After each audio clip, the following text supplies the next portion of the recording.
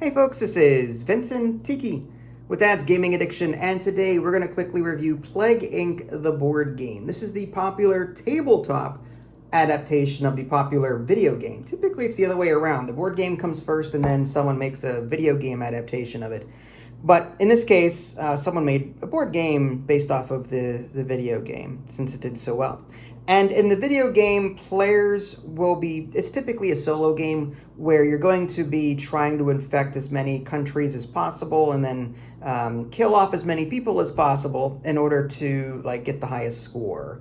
You're really going for world domination, but there are other scenarios and game modes that you can play. So that's, I know it's morbid, but it is what it is. It's super popular. The tabletop version, which we have covered before on this channel, is a competitive game between multiple players. And each player will take on the role of its own disease, and typically like a bacteria. On the advanced side, there's a virus, but you're going to be trying to do the same thing. There's going to be country cards coming up that are put on the world board, and players will be fighting to dominate those places to get control of it.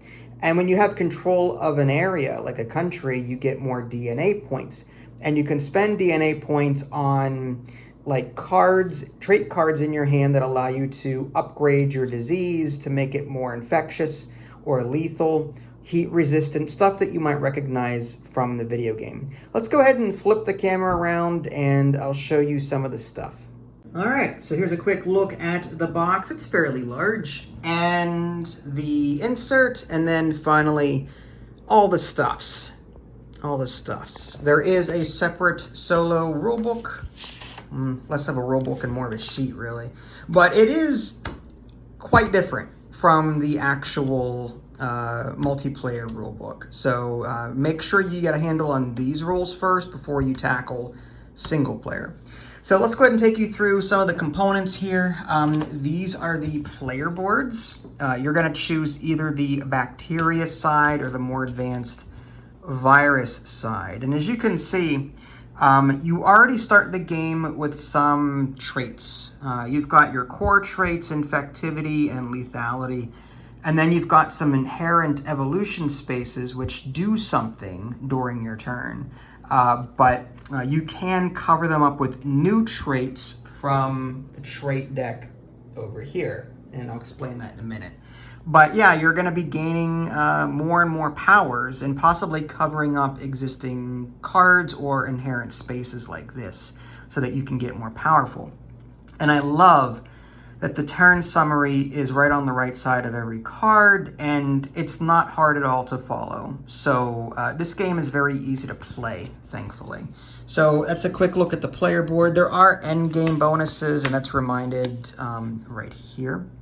So yeah, you get extra points for the most tokens left on the board at the end of the game, continent killer, ultimate wipeout, and so on. So there's also a deck of country cards. Now these aren't used in the game that I'm currently testing. I'm currently playing a single player game against the AI bot, but I'm testing some homebrewed rules to make the AI a bit easier.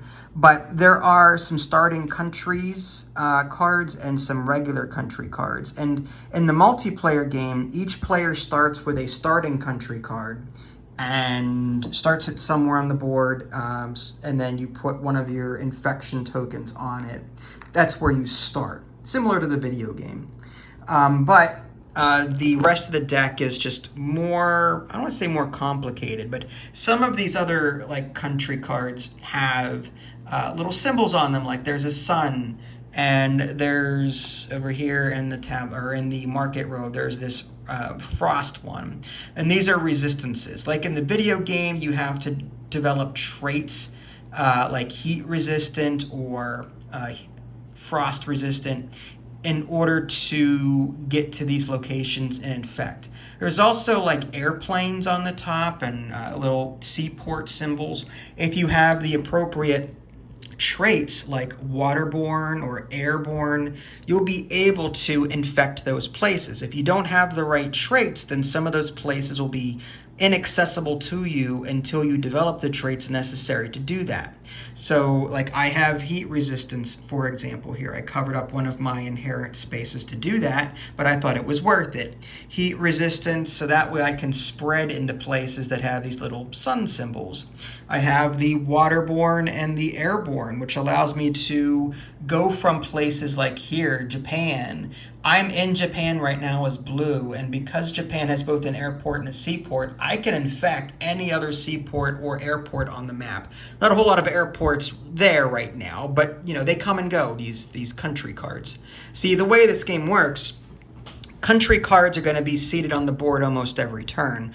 On your turn, you're going to score DNA based on countries you control, and countries you control is just, do you have equal to or more infection tokens than your opponent on these spaces? Like, I control this because I have tokens on it and no one else does. I've got 3 versus 2 here, so yeah, I control this. If it's a tie, then it's a tied control kind of thing. You still get credit for that. But you earn DNA points, and that's your victory points. That's what this outside track is. And then getting back to the country thing, you're going to draw a country from either this tableau of 3 or draw one blindly here, and you're going to place it on the board in its appropriate continent. So for example, if I were to draw Poland here, it's in Europe. So I'll just place it somewhere in Europe and then off I go. Or I could discard it and refresh my hand of trait cards, just discard them and draw back up to 5, because in case I don't like these. So I can get rid of my hand and then draw a new hand of 5 cards, so I can do that. And then evolution is I can pay victory points or DNA points in order to play a card from my hand, paying its cost in DNA, to put it somewhere on my tableau and possibly covering up something else. Like I started with this sore throat, but then I got this paranoia here, which has more than one infectivity on it. So I just covered that up.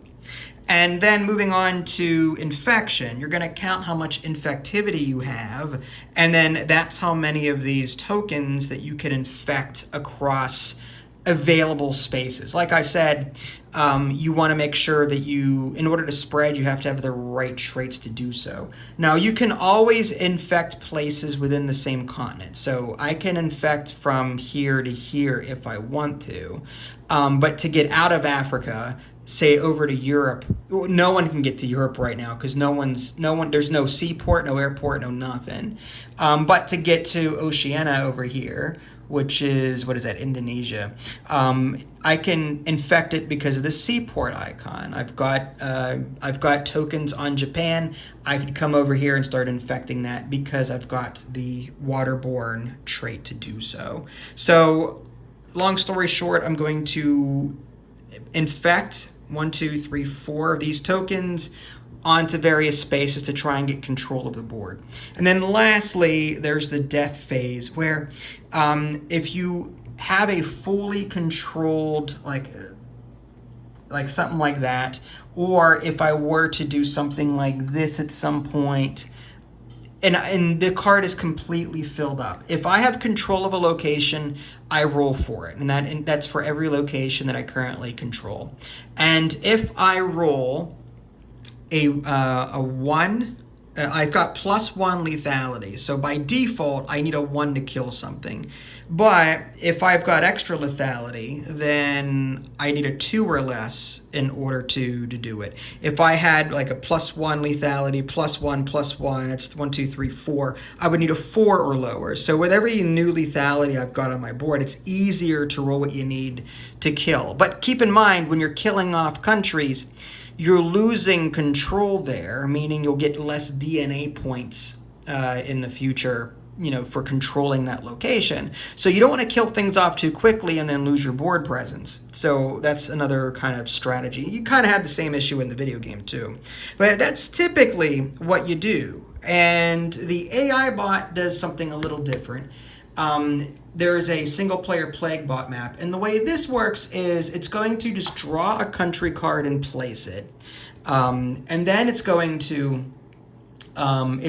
draw a trait card and then slide everything down, and then one would come off, and then these would slide down, a new one comes out. And then you're going to resolve them left to right. So airborne would do something.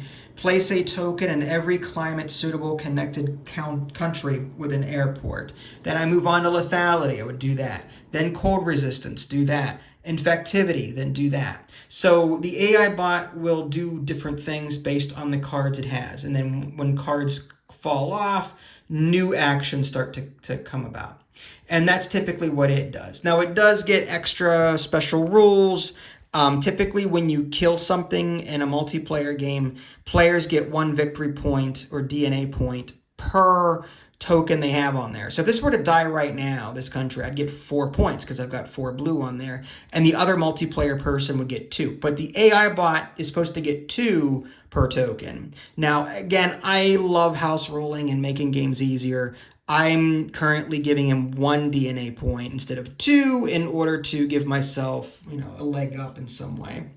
I also, at the beginning of this video, well, not the beginning of the video, but at the beginning of my playthrough, I limited his tableau to 3 cards instead of 4 to limit how many actions he could take, among other things. So I've been playing around with different homebrewed rules to make it better for myself. But getting back to that, the AI bot typically does that, and then it's back to you again. And it's back, forth, back, forth, back, forth. And the country deck is typically the game timer. You can extend the game timer or lessen it by including more or less cards as appropriate. But yeah, that's everything. You also, I completely forgot about these. Every time you kill a country, you get the country card. But if you have tokens on it, you get an event card. I completely forgot to draw these during this playtest. These event cards typically do something special, like before you roll the death dice, add +3 to your lethality for that roll only. And maybe I'll house rule it to not even use these, because some of these don't even make sense for AI.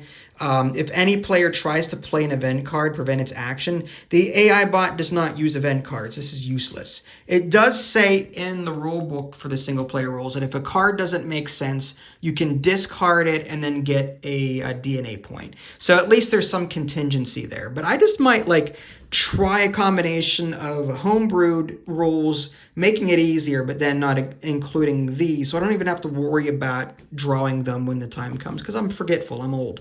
So, yeah. And there you have it, a quick look at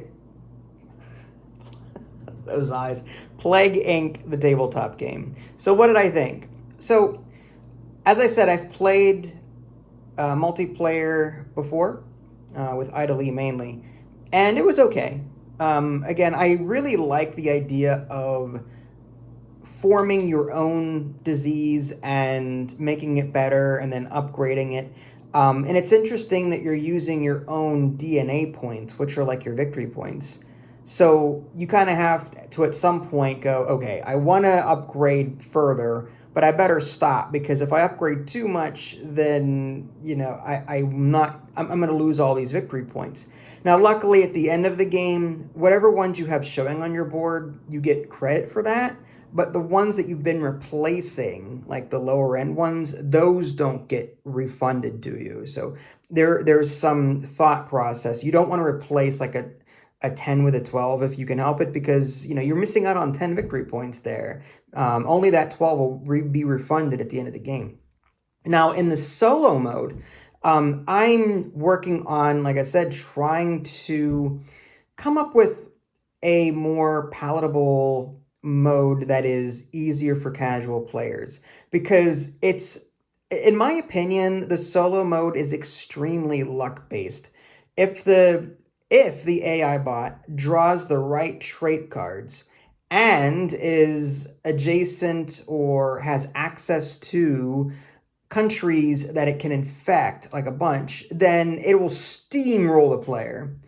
But if the player manages to contain the other AI player, keep it from doing, like, say, 2 out of the 4 actions that are consistently on its player board, then the player has a fighting chance. So I do see the strategies in denying the AI. If you let it run rampant, it will, and you'll lose every time. This AI mode seems to it really encourages the player to be proactive in blocking what the AI is doing and taking control of it and trying to contain it. That seems to be the primary focus here.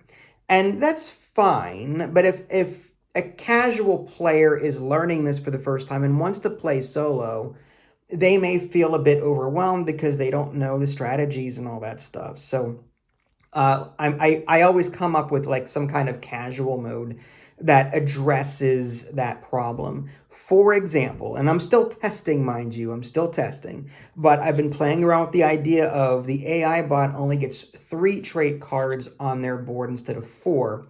And when one gets slid over to the 4th slot, it just gets discarded. So at any one time, they can only have 3 cards instead of 4. And on top of that, if it draws a card that has 2 traits on it, like airborne and cold resistance, for example, it discards that and keeps drawing until it only has 1 on there. So at most, it can only take 3 actions every turn. Because sometimes if the AI gets lucky, on all 4 slots, if it has 2 actions each, it'll take 8 actions on a single turn, which is incredibly, like, just unlucky.